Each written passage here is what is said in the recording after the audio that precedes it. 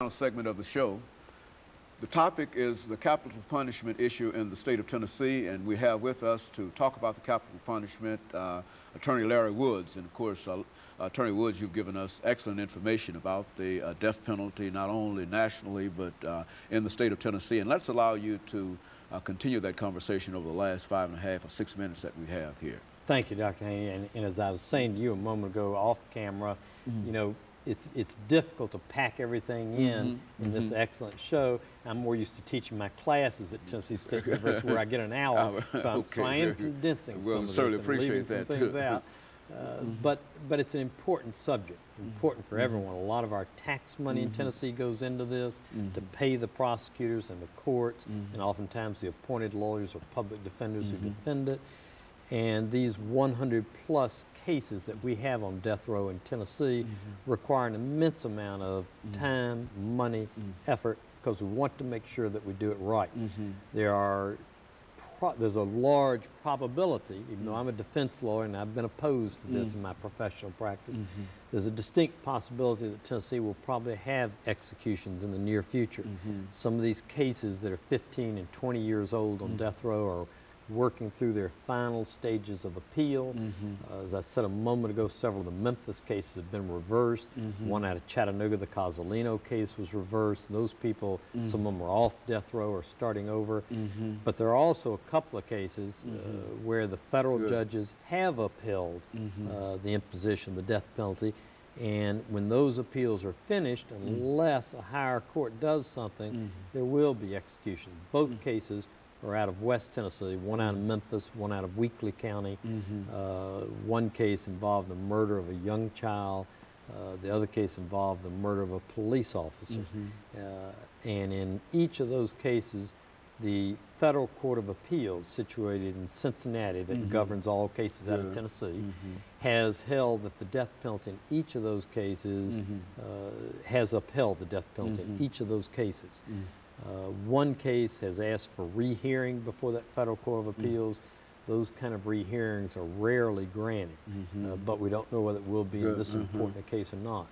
The other case involving a defendant named Robert Allen Coe, the Federal Court of Appeals has declined to rehear it, and that case will result in an execution. So the court has already given a decision in terms of his rehearing. That's right.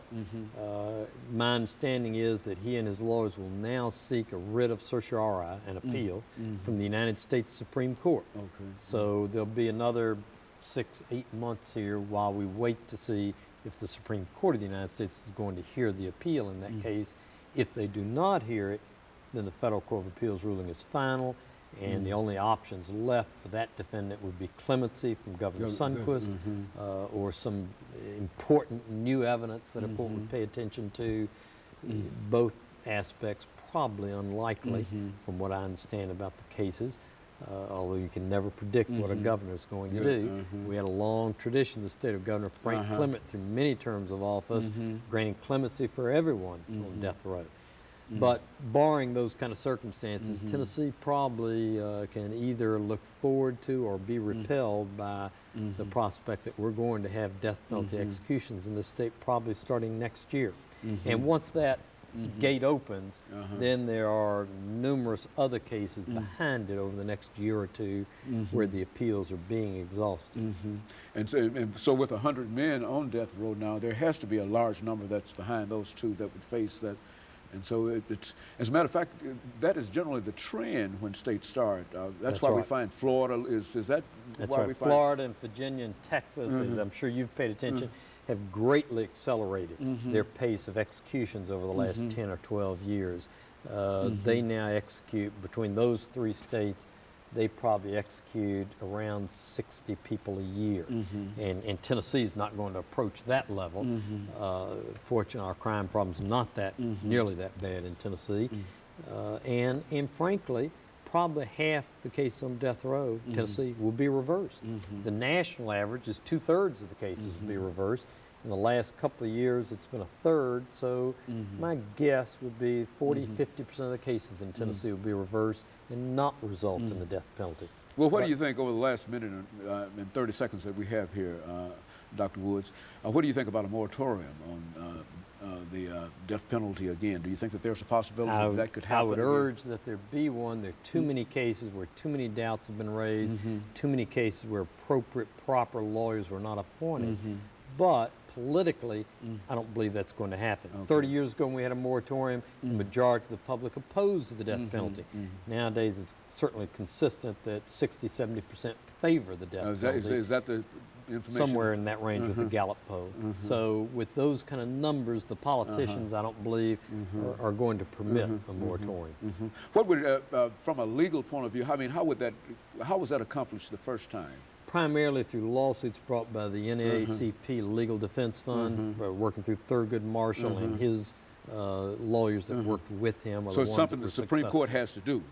Yes, in effect, yes. Okay, very good.